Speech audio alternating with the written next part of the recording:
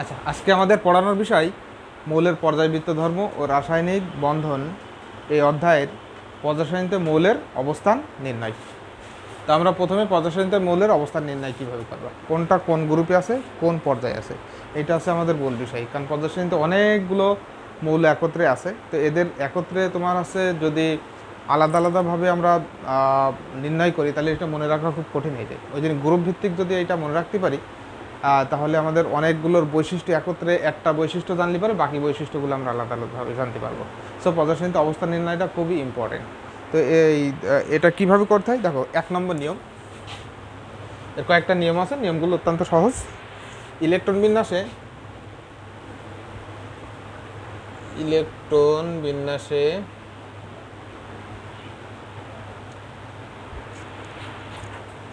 মৌলের সর্বশেষ শক্তি স্তর পর্যায় নির্দেশ করে এবং ইলেকট্রন বিন্যাসে মৌলের সর্বশেষ শক্তি স্তরের মোট ইলেকট্রন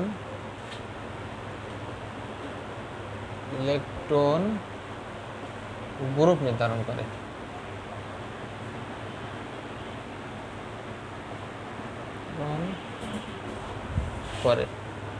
আমি এটা ডট ডট দিলাম সময় বাঁচানোর জন্য আর কি।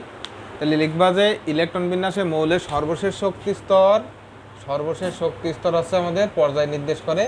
সর্বশেষ শক্তি স্তর, এটা খুব ইম্পর্টেন্ট। সর্বশেষ শক্তি স্তর পর্যায় নির্দেশ করে এবং সর্বশেষ শক্তি স্তরে মোট ইলেকট্রনটা আমাদের আছে গ্রুপ নির্দেশ করে। গ্রুপ বা আচ্ছা, এখন 2 নম্বর নিয়মটা লিখে নাও। 2 নম্বর নিয়ম, সর্বশেষ শক্তি স্তরের ইলেকট্রন যদি 2 নম্বর নিয়মটা হচ্ছে সর্বশেষ। তবে আমি এখানে পর্যায়সারণীতে অবস্থানটা আমরা আধুনিক প্লাস সর্বাধুনিক দুইটা নিয়মই করব। আধুনিক নিয়মটা কি, ওই যে প্রত্যেকটা গ্রুপকে কতগুলো এ আর বিতে ভাগ করা হয়েছে, যে কারোর এ বলা হয় কারো বি বলা হয়। আর সর্বাধুনিক হচ্ছে ইংরেজি সংখ্যা 1 থেকে 18 পর্যন্ত। আমরা দুইটা নিয়মই করব। তো দেখো, সর্বশেষ শক্তি স্তরের ইলেকট্রন যদি এস কিংবা এস ও পি উভয় অরবিটালে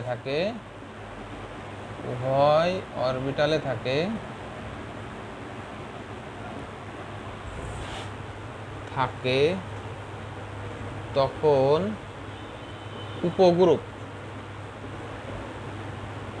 এ এর অন্তর্গত হয়।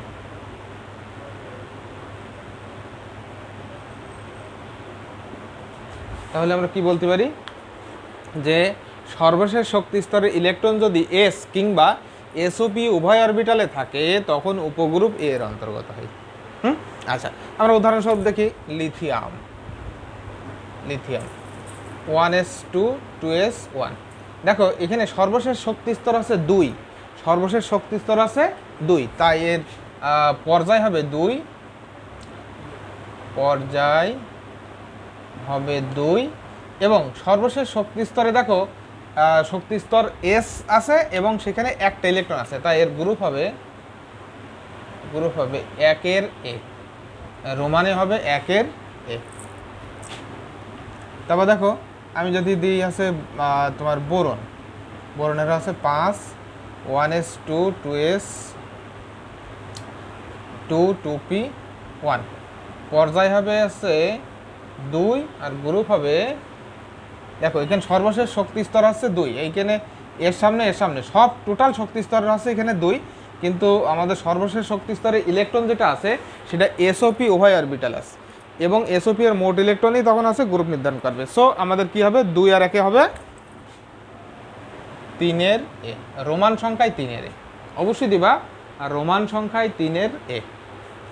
দেখো আমরা যদি দিই অক্সিজেন 8, 1s2 2s2 2p তোমার আছে 4, তাহলে এর পর্যায় হবে কত? দেখো সর্বশেষ শক্তি স্তর, দেখো সর্বশেষ শক্তি স্তর আছে 2, সর্বশেষ শক্তি স্তর আছে 2, আর গ্রুপ হবে দেখো আমাদের আছে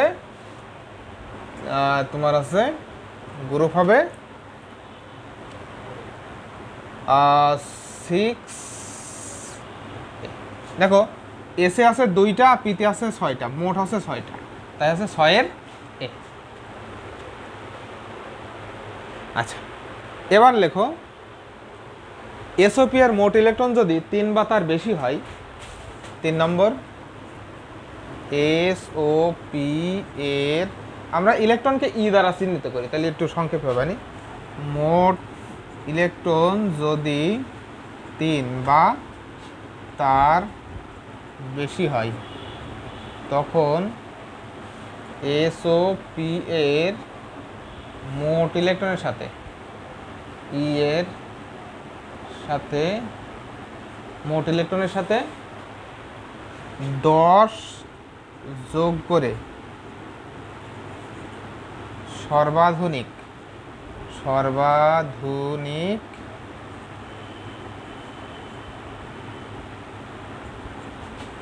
নিয়ম অনুসারে গ্রুপ নির্ধারণ করা হয়। গ্রুপ নির্ধারণ করা হয় এবং গ্রুপটি ইংরেজি সংখ্যায় লেখা হয়। ইংরেজি সংখ্যায় লেখা হয়।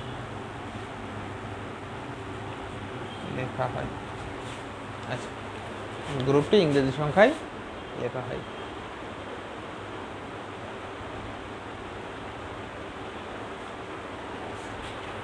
তো এটা তোমরা একটা স্ক্রিনশট নিয়ে মোটামুটি এটা দেখে দেখে নিয়মগুলো তুলে নিতে পারো। আচ্ছা, আমি আবার বলছি এসওপি এর মোট ইলেকট্রন যদি 3 বা তার বেশি হয়, এসওপি এর মোট ইলেকট্রন যখন 3 বা তার বেশি হয় তখন এর সাথে 10 যোগ করবা। এসওপি এতে যত ইলেকট্রন আছে তার সাথে 10 যোগ করবা। 10 যোগ করে সর্বাধুনিক নিয়ম অনুসারে গ্রুপ নির্ধারণ করা হয় এবং গ্রুপটা ইংরেজি সংখ্যায় লেখা হয়। দেখো আমরা এই যে গ্রুপটা করলাম এটা হচ্ছে আধুনিক নিয়ম, এখন আমরা করবো সর্বাধুনিক নিয়ম। তো সর্বাধুনিক কি হবে? দেখো এসওপি এর এখানে দেখো এস এর এস আছে বাট পি তো নাই, ওই জন্য এর সাথে কিন্তু 10 যোগ হবে না, তাহলে এটা গ্রুপ একই হবে, গ্রুপ 1 বা এখানে ইংরেজি সংখ্যায় অনলি 1 হবে। দেখো এখানে দেখো এসওপি এর মোট ইলেকট্রন দেখো এখানে দেওয়া আছে, এখানে 2টা আর একটা 3টা, তাহলে আছে নিশ্চিতভাবে 3 হয়েছে। আমি বলছি 3 বা তার বেশি হলে 3 হলেই হবে, মানে 3-এর থেকে বেশি হলেও হবে। সো আমরা কি করতে পারি? 3 বা তার বেশি হলে পারে এর সাথে 10 যোগ করবো। সো এটা আমরা লিখবো 13। অবশ্যই তোমরা যখন পর্যায়সারণীতে অবস্থান নির্ণয় বলে কোনো মৌলের আসবে তখন অবশ্যই তোমরা 2টাই দিবা, পরীক্ষায় কিন্তু 2টাই আসে, এ দিয়েও আসে আবার আছে তোমার আছে 13, এটা দিয়েও আসে। আচ্ছা, তারপর কত আছে? এইটা হচ্ছে আমাদের আছে 6 আর 10 যোগ করলে আছে 16। সো আমাদের এই 2টা হয়। আচ্ছা, এরপর আমরা করব 4 নম্বর নিয়ম। 4 নম্বর নিয়ম হচ্ছে এইটা যে এসওপি এর মোট ইলেকট্রন যদি 8 হয়, এসওপি এর মোট ইলেকট্রন যদি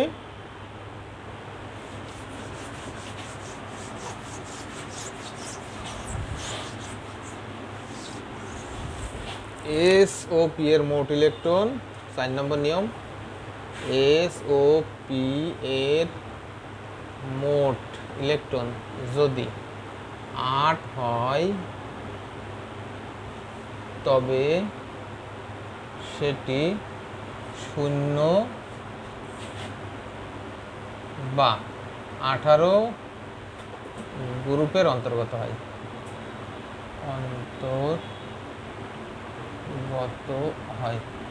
এই 18 বা অনেকে 8-এরও দেওয়া যায়, সমস্যা না, 8-এরও দেওয়া যায়।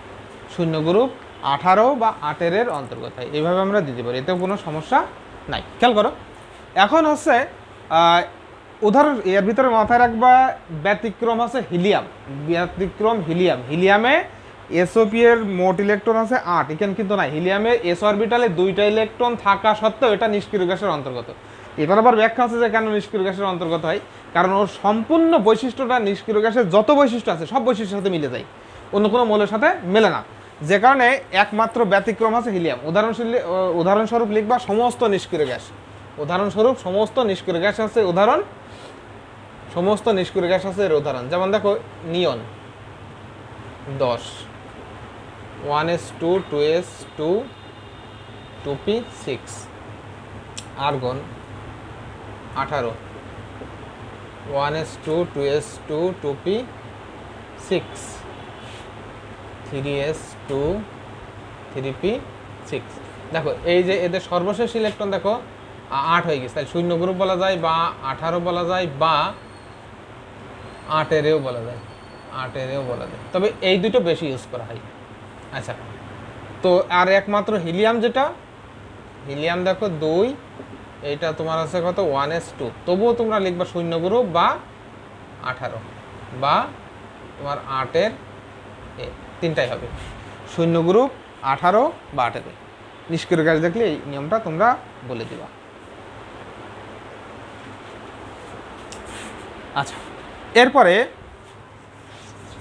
আমরা লিখি এস অরবিটালের পূর্বে যদি ডি অরবিটাল থাকে, পরে নিয়মটা লিখে নাও। এস অরবিটালের পূর্বে যদি ডি অরবিটাল থাকে, 5 নম্বর নিয়ম, 5 নম্বর নিয়ম, এস অরবিটালের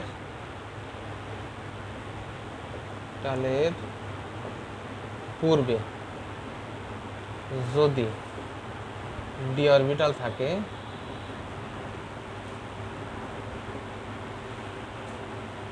এস অরবিটালের পূর্বে যদি ডি অরবিটাল থাকে, তখন এস ও ডি এর মোট ইলেকট্রন গ্রুপ নির্ধারণ করে, গ্রুপ নির্ধারণ করে।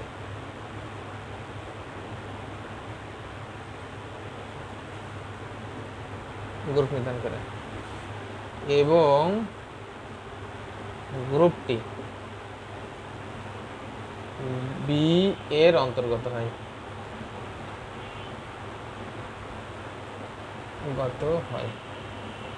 অর্থাৎ আমরা বলতে পারি এস অরবিটালের পূর্বে যদি ডি অরবিটাল থাকে, তখন এসওডি এর মোট ইলেকট্রন গ্রুপ নির্ধারণ করবে এবং গ্রুপটা বি এর অন্তর্গত হবে। আচ্ছা, তো যেমন আমরা দেখি স্ক্যান্ডিয়াম 21, আমরা সংক্ষেপে নিয়ম করি, এই যে আর্গন দিয়ে দিলাম, দিয়ে আমরা লিখলাম আছে 3d4s, 4s2 3d1, তারপরে আছে টাইটানিয়াম 22, আর্গন দিয়ে দিলাম। পুরো ইলেকট্রন বিন্যাসও করা যায়, আমরা সময় স্বল্পতার জন্য এটা করছি। আর যদি পদার্থবিজ্ঞানে মোলের অবস্থান নির্ণয় বলে, তখন আছে তোমরা কিন্তু অবশ্যই ফুল ইলেকট্রন বিন্যাস করবা, কিন্তু কোনো প্রশ্নের ভিতরে যে এই মৌলের ইলেকট্রন বিন্যাসটার প্রয়োজন আছে, তখন এই সংক্ষেপে পদ্ধতি করলেও খুব বেশি সমস্যা হয় না।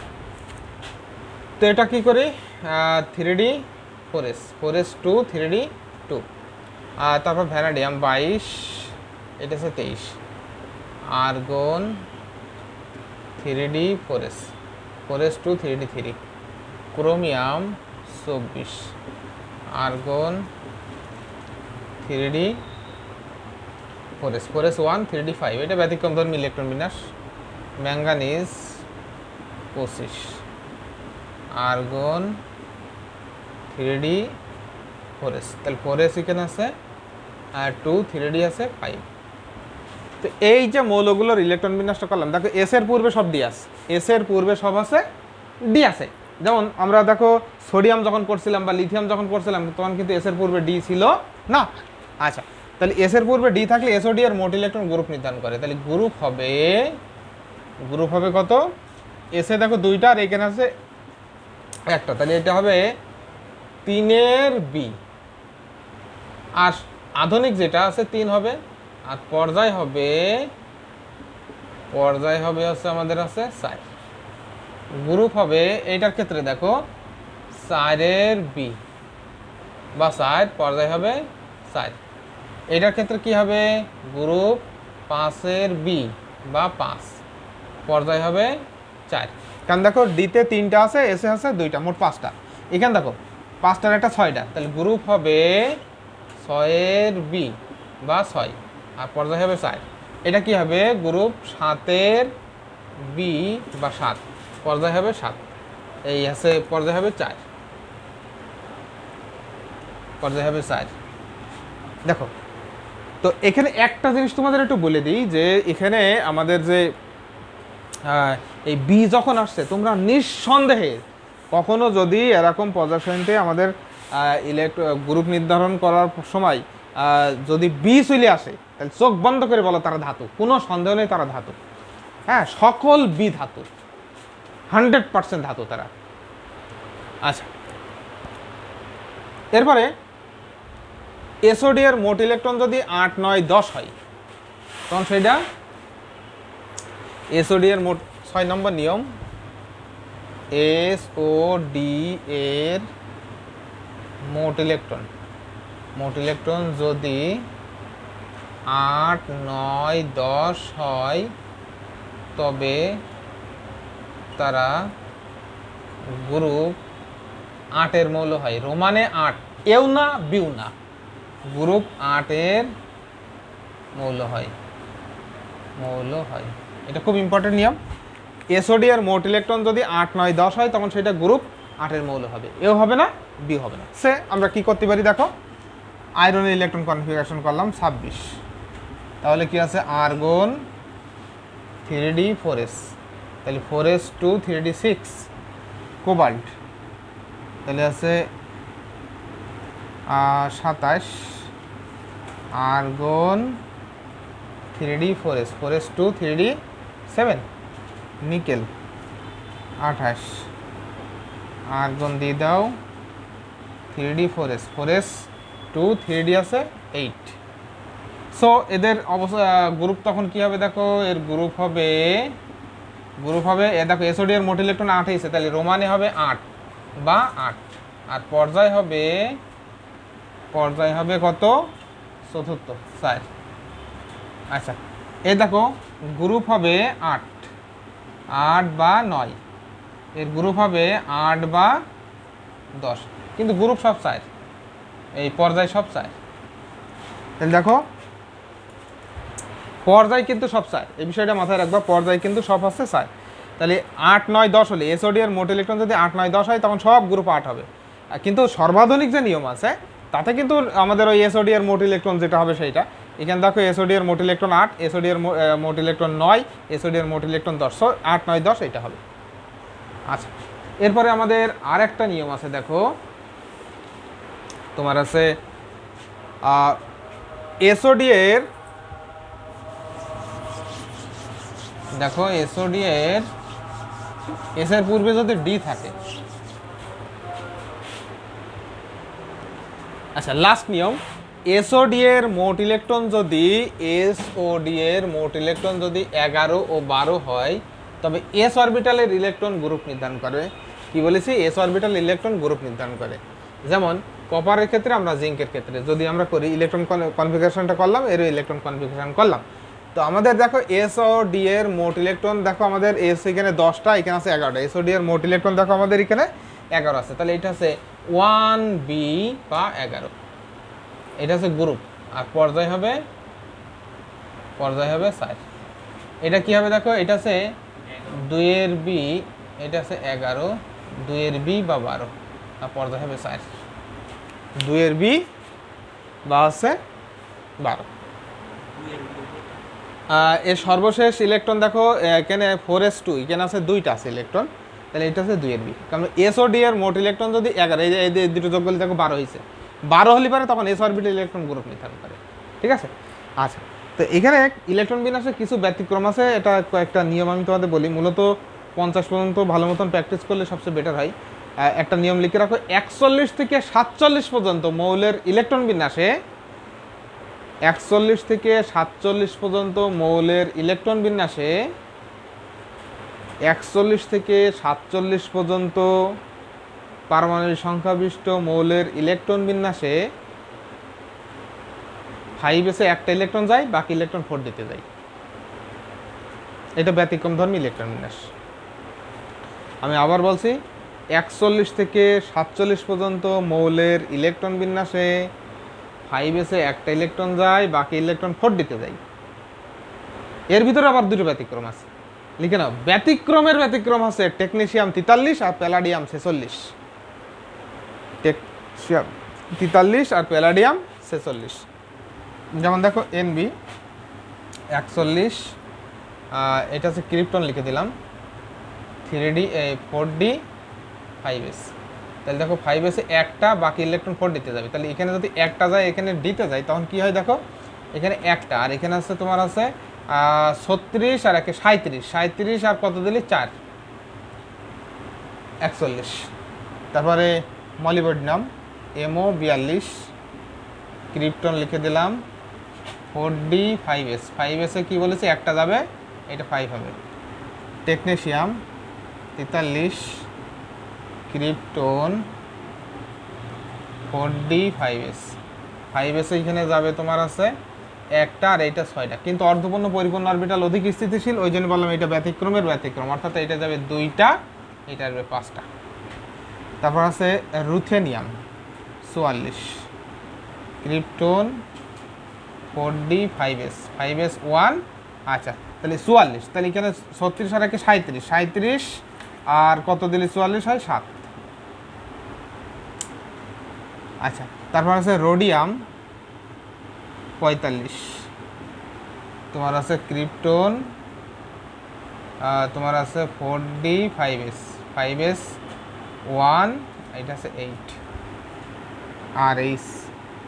এরপর palladium PD 46, krypton 4d 5s এখানে তোমার আছে একটা, আর এটা 9টা, কিন্তু শক্তি এত বেশি, ফলে এটা আছে 0 হয়ে যায়, আর এটা 10টা হয়ে যায়। এটা ভালো করে মাথায় রাখবো, এটাও তাহলে সেই ব্যতিক্রম। আচ্ছা, আর একটা আছে সিলভার AG 47, সিলভার আছে 47, ক্রিপ্টন 4d 5s 1, আর এটা আছে তোমার আছে 10। তাহলে এগুলো দেখো পর্যায় সব পাস, পর্যায় অল পাস, এর আছে পর্যায় সব আছে 5। গ্রুপ হবে দেখো, গ্রুপ এটা দেখো 5b বা 5, তারপর কি হবে 6b বা 6, তারপর আছে তোমার 7b বা 7, 8b তার হয় না, শুধু 8 হয়, 8 বা, কারণ 8 9 10 হলে গ্রুপ 8 বলেছি। তারপরে এটা হবে তোমার আছে, এটা হচ্ছে আর 9 আছে, তাহলে এটা হবে 8 বা 9, এটা 10, তাহলে এটা হবে 8 বা 10, আর এটা আছে কত 1-এর b বা 11। আর পর্যায় কিন্তু অল আছে, এইগুলো সব আছে 5, সব কটা আছে 5 হবে।